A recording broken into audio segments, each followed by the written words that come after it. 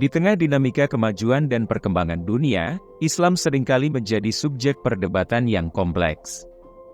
Salah satu aliran dalam Islam yang mengundang kontroversi adalah Islam ultrakonservatif. Aliran ini, dengan penerapan yang sangat ketat terhadap ajaran agama, seringkali dianggap sebagai penghalang bagi perkembangan kreativitas dan inovasi manusia. Di dalam pemahaman mereka, norma-norma agama yang keras dan ketat harus ditegakkan tanpa kompromi. Pada intinya, Islam ultrakonservatif memandang agama sebagai pedoman hidup yang harus diikuti secara harfiah, tanpa ruang untuk penafsiran atau adaptasi kontekstual. Hal ini mengakibatkan segala sesuatu, dari tindakan harian hingga pemikiran, dianalisis melalui lensa ketat dosa dan kepatuhan agama. Dalam pandangan mereka, penolakan terhadap norma agama yang telah ditetapkan dianggap sebagai tindakan dosa yang serius. Dampak dari pandangan ini adalah terciptanya lingkungan yang membatasi kreativitas dan keberanian individu untuk mengejar mimpi mereka. Ketakutan akan dihakimi atau dianggap sesat membuat banyak orang enggan untuk berpikir di luar batas-batas yang telah ditetapkan. Hasilnya, masyarakat yang hidup dengan ideologi ini seringkali menemui kesulitan dalam menciptakan atau mengimplementasikan ide-ide baru. Salah satu contoh konkret dari dampak Islam ultrakonservatif terhadap kreativitas adalah dalam bidang seni dan budaya. Kesenian dan ekspresi kreatif seringkali ditekan atau dibatasi karena dianggap bertentangan dengan nilai-nilai agama. Karya seni yang menggugah pikiran atau menantang status quo, seringkali dianggap sebagai provokasi atau penyelewengan terhadap ajaran Islam. Islam ultrakonservatif seringkali memiliki pandangan yang sangat ketat terhadap berbagai bentuk seni, termasuk seni rupa, musik, dan tari. Mereka cenderung mengharamkan atau membatasi aktivitas seni yang dianggap bertentangan dengan ajaran agama mereka. Beberapa aliran memandang gambar, lukisan, atau patung yang menggambarkan manusia atau makhluk hidup sebagai hal yang terlarang. Hal ini didasarkan pada interpretasi terhadap hadis dan tradisi Islam yang menekankan larangan pembuatan gambar makhluk hidup. Karena dapat dianggap sebagai bentuk kesyirikan atau upaya menandingi penciptaan Allah. Akibatnya, seni rupa yang menampilkan manusia atau hewan seringkali dilarang atau dianggap tabu dalam masyarakat yang dipengaruhi oleh Islam ultrakonservatif. Selain itu, musik seringkali menjadi subjek kontroversi dalam pandangan Islam ultrakonservatif. Beberapa ulama dan pengikut aliran ini menganggap musik sebagai hal yang haram atau dilarang dalam Islam, terutama jika musik tersebut dianggap mengandung lirik atau melodi yang tidak pantas atau merusak moral. Mereka mengutip hadis dan ayat Al-Quran yang menunjukkan larangan terhadap hal-hal yang dapat mempengaruhi akhlak atau mengalihkan perhatian dari ibadah. Sebagai hasilnya, kegiatan musik seringkali dilarang atau dibatasi dalam komunitas yang mengikuti ideologi ini. Lalu seni tari, pandangan terhadap tari dalam Islam ultrakonservatif cenderung menolak atau membatasi tari yang dianggap sensual, erotis, atau mengandung gerakan yang dianggap tidak senonoh. Mereka melihat tari-tarian semacam itu sebagai pelanggaran terhadap kesucian dan kesopanan, serta dapat memicu godaan atau hasrat duniawi. Sebagai hasilnya, jenis tarian tertentu atau tarian dengan tema tertentu seringkali diharamkan atau dianggap tidak pantas dalam lingkungan Islam ultrakonservatif. Dan pastinya seni perfilman atau drama, yang menggabungkan berbagai bidang seni, seperti seni rupa, musik, tari, dan teater. Pasti ditolak oleh Islam ultrakonservatif. Islam ultrakonservatif cenderung menolak film atau drama yang dianggap mengandung konten yang tidak sesuai dengan nilai-nilai agama atau moral mereka. Hal ini termasuk adegan-adegan yang mengandung kekerasan, seksualitas, atau penyimpangan moral lainnya. Mereka melihat konsumsi atau produksi film semacam itu sebagai perilaku yang tidak sesuai dengan ajaran Islam dan dapat merusak moral masyarakat. Di lingkungan yang dipengaruhi oleh Islam ultrakonservatif, tidak hanya bidang seni yang sering dianggap kontroversial, tetapi juga bidang olahraga. Beberapa olahraga seringkali dipandang negatif atau dianggap haram. Islam ultrakonservatif menempatkan penekanan yang besar pada pemeliharaan kesucian dan kesopanan, terutama dalam hal pakaian dan penampilan. Oleh karena itu, olahraga yang menampilkan aurat, seperti renang, lompat pindah, dan senam, seringkali dipandang haram.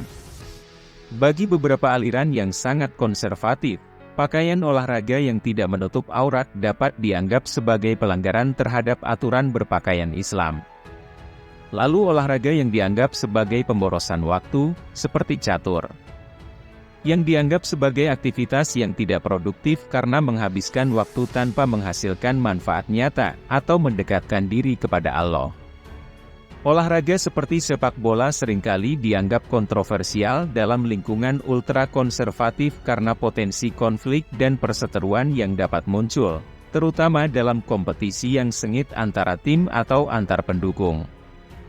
Selain itu, ada juga risiko perjudian yang terkait dengan pertandingan sepak bola, yang dianggap sebagai tindakan haram dalam Islam. Perjudian dapat menyebabkan ketidakstabilan finansial dan konflik sosial di masyarakat, yang bertentangan dengan nilai-nilai agama. Dalam masyarakat yang dipengaruhi oleh Islam ultrakonservatif, olahraga seringkali menjadi subjek perdebatan dan penilaian ketat terhadap kepatuhan agama. Penekanan pada pemeliharaan nilai-nilai moral dan spiritual dapat mengakibatkan pembatasan atau penolakan terhadap beberapa jenis olahraga tertentu. Dalam pandangan Islam ultrakonservatif, bidang sains dan teknologi seringkali dianggap sebagai ancaman terhadap nilai-nilai agama dan kodrat manusia. Beberapa konsep dan aplikasi dalam sains dan teknologi dipandang sebagai perlawanan terhadap kehendak Allah, dan berpotensi memicu penyimpangan moral. Beberapa aliran Islam ultrakonservatif menganggap pesawat sebagai teknologi yang melawan kodrat manusia. Mereka berpendapat bahwa manusia seharusnya tidak terbang melintasi langit. Karena hal itu dianggap sebagai tindakan yang mencoba menandingi kekuasaan Allah dalam menciptakan dan mengendalikan alam semesta. Teknologi komunikasi, seperti telepon dan internet, seringkali dipandang negatif oleh beberapa aliran Islam ultrakonservatif. Mereka melihat komunikasi antar benua sebagai tindakan yang mencoba melampaui batas-batas yang telah ditetapkan oleh Allah terhadap pemisahan geografis antar masyarakat. Selain itu, penyalahgunaan teknologi komunikasi, seperti konten yang tidak senonoh atau penyiaran pesan yang bertentangan dengan ajaran agama, juga dapat memperkuat pandangan negatif terhadap teknologi tersebut. Bidang sains yang melibatkan modifikasi genetik, operasi plastik, dan operasi ganti kelamin, seringkali dianggap kontroversial dalam pandangan Islam ultrakonservatif.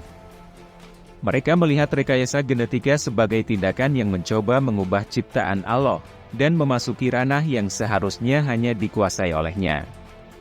Sementara itu, operasi plastik dan operasi ganti kelamin seringkali dianggap sebagai bentuk modifikasi tubuh yang bertentangan dengan kodrat manusia yang telah ditetapkan oleh Allah. Dalam perspektif yang dipengaruhi oleh Islam ultrakonservatif, sains dan teknologi dipandang sebagai alat yang berpotensi merusak moral dan mengalihkan perhatian manusia dari pengabdian kepada Allah.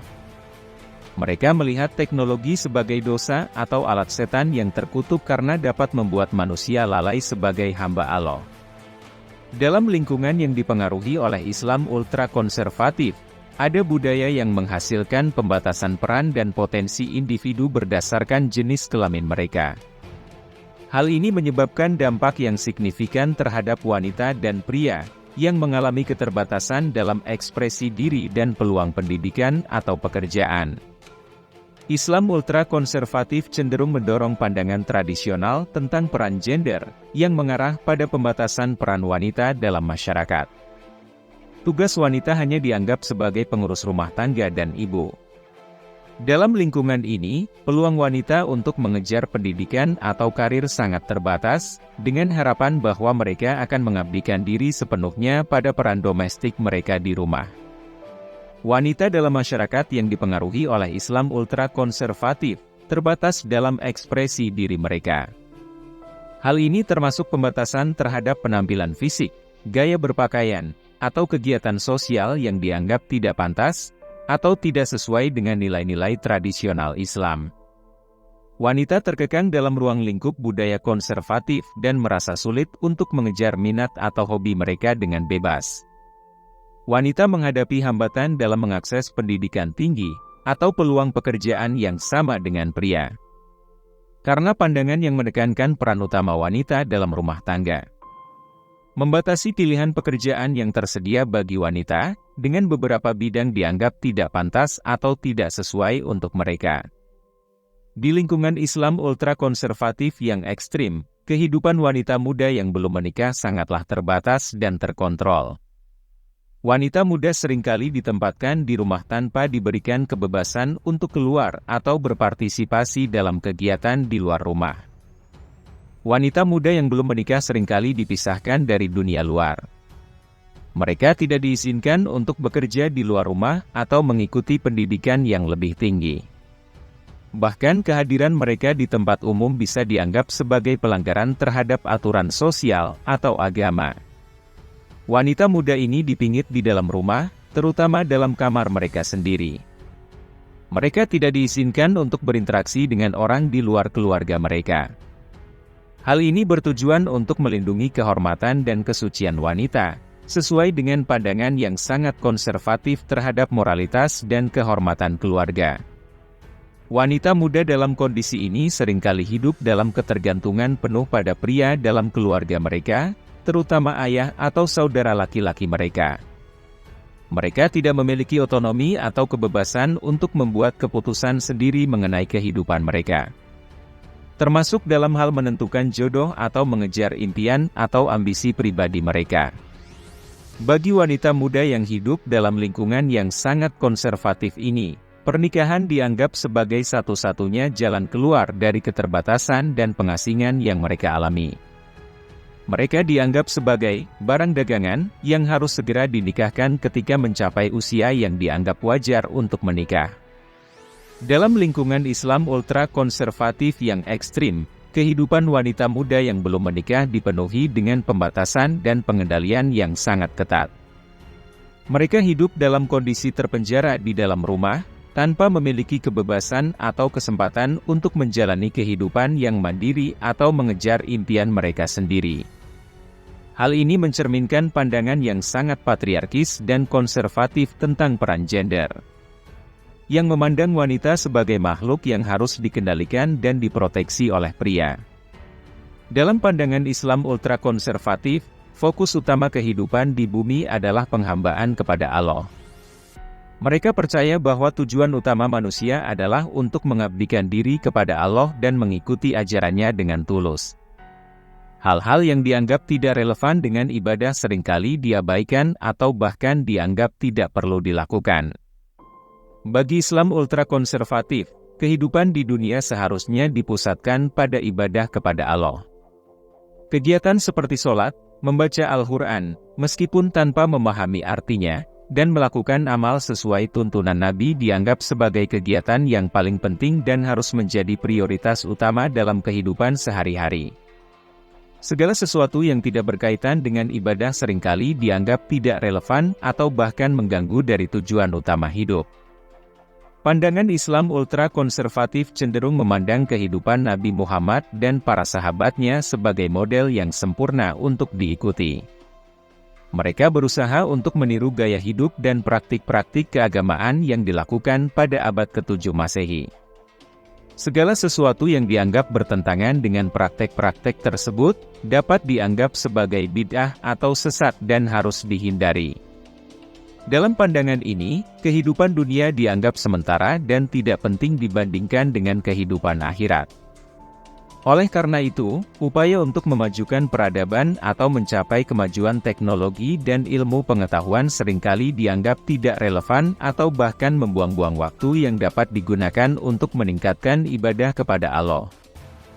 Bagi Islam ultrakonservatif, yang terpenting adalah memastikan bahwa mereka memperoleh tempat di surga di akhirat. Segala tindakan dan amalan dilakukan dengan harapan untuk mendapatkan keridaan Allah dan memperoleh kebahagiaan abadi di surga. Oleh karena itu, segala sesuatu yang dianggap dapat membawa mereka ke neraka atau menghalangi mereka dari memperoleh surga seringkali dihindari dengan ketat. Mereka percaya bahwa kehidupan di dunia hanyalah ujian sementara untuk kehidupan di akhirat. Oleh karena itu, pengikut Islam ultra-konservatif memilih untuk hidup dalam kondisi yang sederhana atau bahkan menderita dalam kehidupan ini, dengan harapan memperoleh pahala dan kebahagiaan di surga setelah kematian. Dengan pandangan ini, Islam ultra-konservatif cenderung menekankan pengabdian total kepada Allah. Tidak ada ruang untuk perkembangan peradaban manusia. Pengikutnya memilih untuk hidup dalam keterbatasan dan pengabdian yang ketat kepada ajaran agama mereka. Hidup terisolasi dengan gaya hidup tradisional yang mencerminkan zaman Rasulullah dan para sahabat pada abad ke-7 Masehi di Arab. Bagi mereka, yang terpenting adalah memastikan keselamatan akhirat, bahkan jika itu berarti menolak kemajuan dunia atau inovasi yang dianggap tidak sesuai dengan ajaran agama. Ideologi Islam ultra-konservatif, dengan penekanan yang kuat untuk patuh kepada ajaran agama yang sangat ketat, dianggap sebagai penghambat bagi potensi manusia untuk maju dan berkembang. Tak ada seni dan tak ada teknologi. Kreativitas dan bakat seseorang akan terkubur. Mereka takut berekspresi karena dianggap dosa. Untuk mengatasi dampak negatif dari Islam ultra-konservatif, perlu adanya upaya untuk mempromosikan pemahaman yang lebih inklusif tentang ajaran agama Islam.